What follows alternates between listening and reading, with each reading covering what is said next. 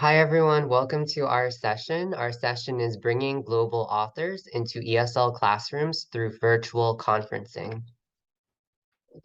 My name is Leighton Soon, and I am an ENL and ELA teacher at FDR High School in Brooklyn, New York, and this is my 7th year there. Hi, everyone. I'm Nadia Kelman. I'm from Words Without Borders, and I run a website called Words Without Borders Campus, which publishes literature from all over the world for free with a lot of cultural resources so that students and also teachers can really understand what inspired the literature. So today we're going to be talking about virtual visits from international authors. And first we're going to be answering the question of why. Like, why should you add this to all the other things that you already do as an educator? And then we're going to be talking about how to choose the right author for your classroom, how to contact that author, and how to arrange a visit that will go successfully. So to begin with why, for me, it's because of the impact of these visits on student motivation. We have a couple of quotes from students here. The one at the top is, I want to learn about where I come from, and I want others to learn about it too. And that's not always a given. So the student who wrote this was writing in the political climate of the COVID pandemic and some of the anti-Asian rhetoric that was springing up at that time, and having a visit from a Chinese American author who spoke Chinese with the students and expressed cultural pride had a real impact on them that year. Overall, 93% of the students that we've surveyed are more interested in learning about their home cultures once they've worked with an author who represents that culture. In the picture, you can see my colleague, Mr. Chan, and his AP Spanish literature classes. All of the students there are recent immigrants from Spanish-speaking countries, and Words Without Borders was able to bring Rodrigo Fuentes, who is an author from Guatemala, into the classroom through virtual conferencing. He did a lesson with them on writing, and the students were very interested and really appreciative of him coming to teach them about writing. Yeah, in fact, after those sessions, many of the students mentioned that they too would like to become writers. So here we're going to show you a little bit of what an author visit looks like. We're not showing you the actual classroom recording because of student privacy issues, but we're showing you a video from the Chinese American author Wen Huang, who also paid a visit to the Brooklyn Public Library. And I think in this recording, you'll see some of the ways that an author like this can connect to students. He's talking about what it was like for him to come to the US.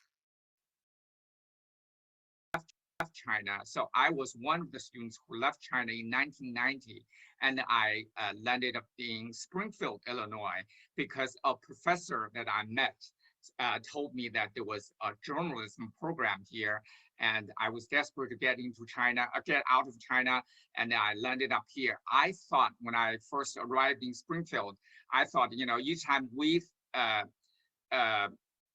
the America we knew at that time was New York City, the big skyscrapers. I thought Springfield was one of the big cities. So when when I got off the plane and they picked me up and they drove me to Springfield, I thought I saw there's a very small town and a lot of cornfield. I thought it was just a transition period. Now I thought the university that I was going to attend was like Harvard. The only thing I knew was from Love Story. I saw those beautiful Renaissance or whatever the Gothic buildings.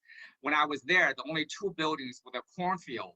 everywhere I look at it, I said, oh, wow, this is America. And the ironic thing is, when I was in China, I hated corn because corn was considered a proletarian food, and everybody you have to add 30% of corn in your diet to show that you are very proletarian. And then after years, I thought I was going to escape that, and then I landed up in the land of corn. And then it was, but it turned out to be the most rewarding thing that for me. And it was the center, the heart of America. And I learned to be a journalist, and I learned to cover US Congress and the state legislatures. And for years, I was determined.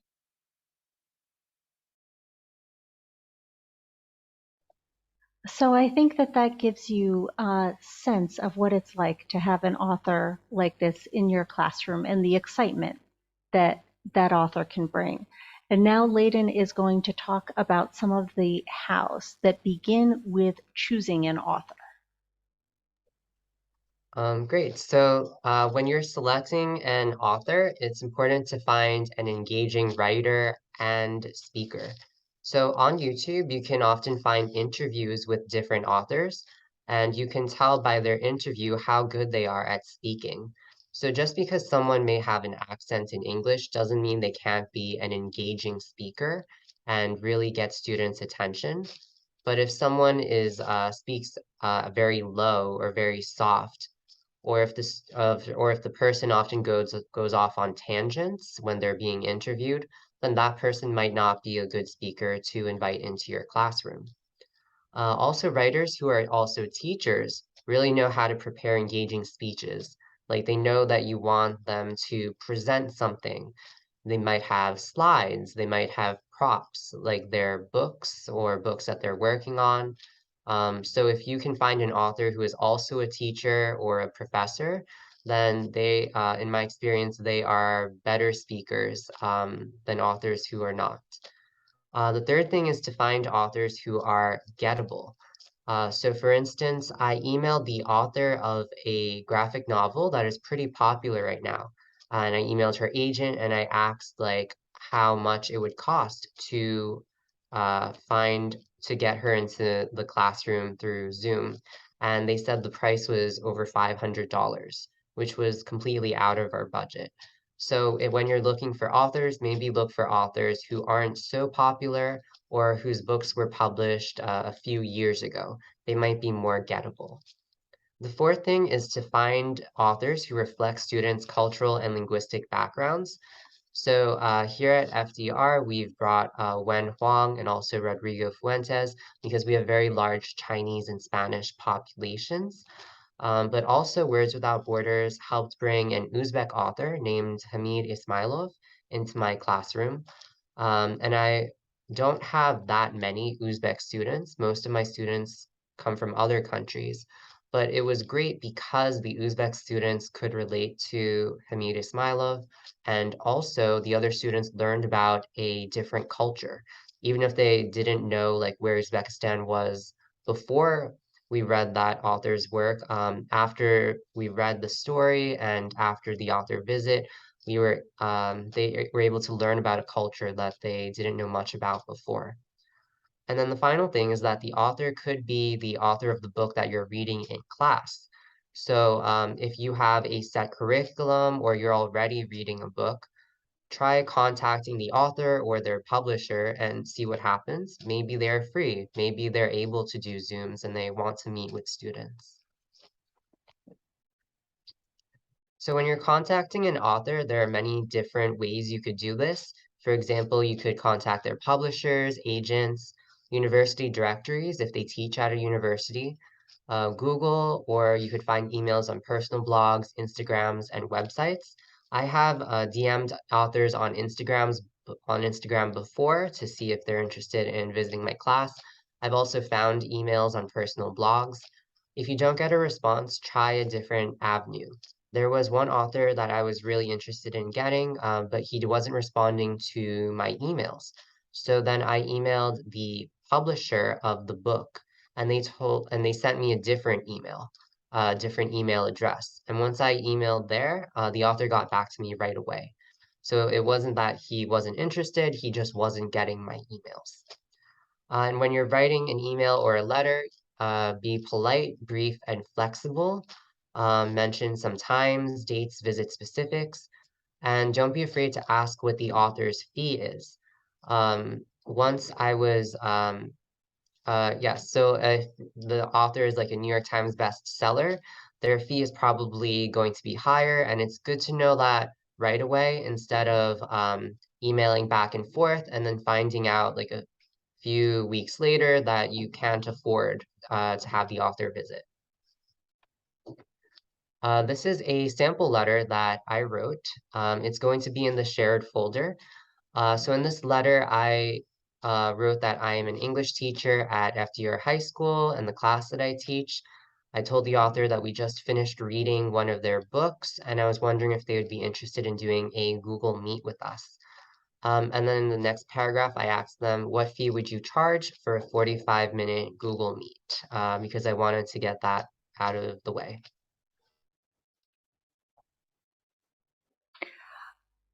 So once you have secured your author for the visit, you'll want to plan it. And Layden and I recommend doing as much advanced planning and testing and rehearsing as possible to make sure that your event goes smoothly.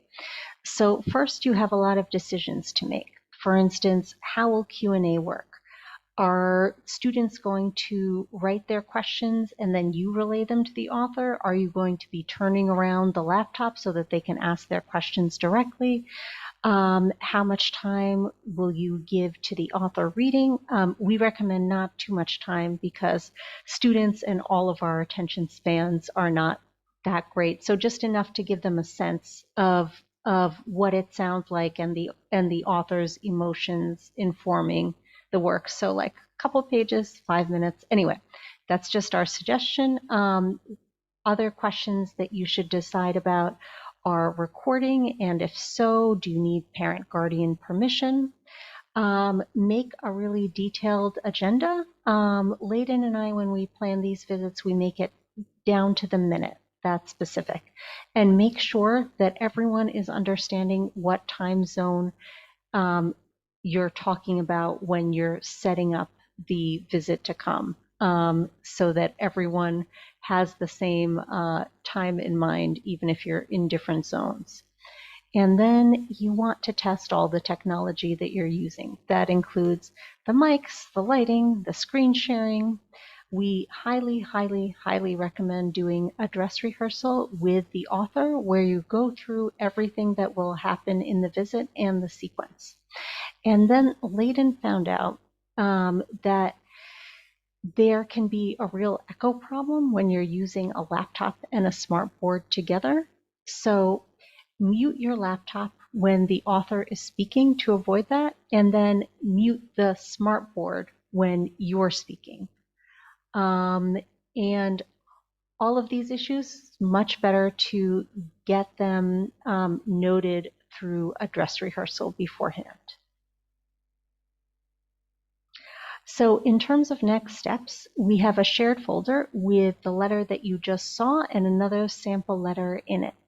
The website that I edit is called Words Without Borders Campus. We publish a lot of literature from all over the world, and the URL is there along with a subscribe link so that you can get news on new literature that we publish. And our contact information is also here. Please feel free to reach out directly to us if you have any follow-up questions about this. We will also be checking the conference app to see if any questions come in that way. Thanks very much, everyone, and we hope this was helpful. All right, thank you, everyone.